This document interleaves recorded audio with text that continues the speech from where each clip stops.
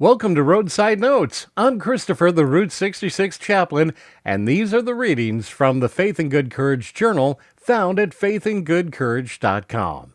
Again, these are the stories for and from the road. It's a little grace for the miles ahead and reminders that hope still travels with us. This from my journal reading, January 15th, 2026, Finding Common Ground. Finding common ground used to feel simple. A handshake, a neighborly wave, a shared laugh over burnt toast in a diner booth. These days, it feels like every conversation carries a fuse. Even in the quiet places, the ones where people once came to escape the noise now have television shouting from both corners. One tuned to the left, the other tuned to the right. One clapping, one sighing heavily. One angry, one amused, and all of us caught somewhere between the bacon and the static. It's hard to find common ground here. Maybe that's why I still love the diners. I once read a study from the Greater Good Science Center that said small everyday acts of kindness will do more to reduce tension than long conversations about our differences. Diners have a way of proving that true. They tell the truth about who we are, a place where you can read a face faster than a menu. It's a place where you learn that most folks are not mean. They're just tired. A place where the coffee is usually too strong, but the honesty is just right. I walked into one of those Kingman diners on a cold morning, the kind where the wind rattles the windows even when the sun is up. I took my seat and let the hum of the room settle in around me. To my left was a man in a jacket plastered, with very bold opinions. And to my right sat someone who held the opposite views with equal conviction. I did not know either one of them, but I could read their body language.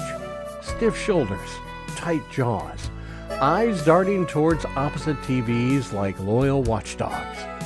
If either one sneezed too much with an attitude, the whole place might have split into two sections.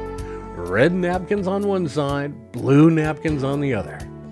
But something else caught my eye before the fuse could burn down. Outside the diner window, wrapped in a blanket thin as prayer, sat a Hispanic woman shivering in the morning cold.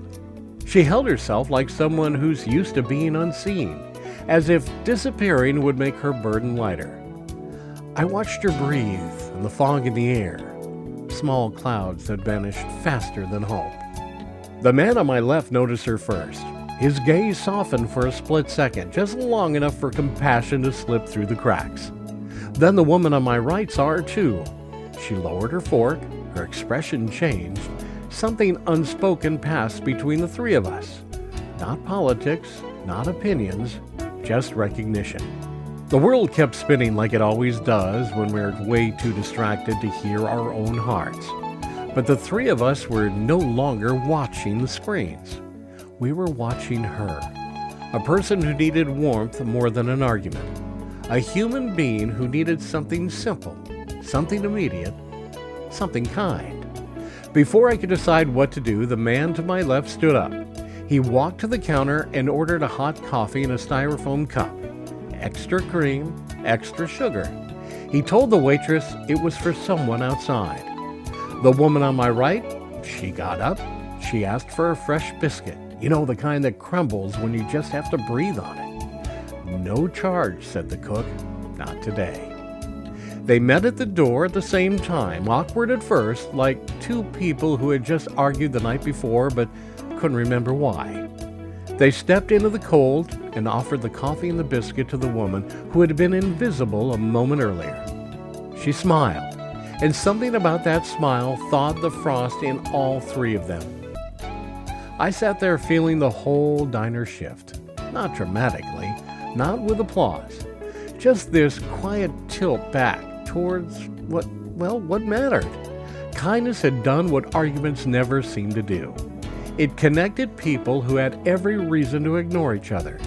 It built a small bridge without a blueprint. It reminded me of a truth I already knew but sometimes forget. Finding common ground does not start with an agreement. It starts with noticing. And once you notice, you can't unsee it. A cold morning, a diner booth, two strangers choosing compassion over division. A reminder that we can disagree on 100 things and still get the coffee right. Still warm a biscuit. Still look out for someone who needs us. Still lift the spirit of the room by 1 degree. In my roadside reflection, that morning taught me something I want to pass along. You don't have to win an argument to make a difference. You don't have to fix the world to heal a corner of it. You don't have to agree with someone to stand beside them and do something good. Sometimes the strongest statement you can make is the one spoken with your hands instead of your voice.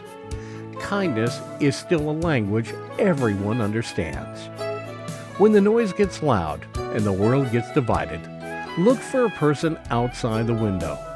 Look for the one shivering. Look for the one who needs warmth more than an opinion. That's where common ground waits. A cup of coffee, a biscuit, a shared moment of grace. This is how we change the temperature in the room, finding common ground, one small kindness at a time. Travel well, my friends. Have faith and good courage.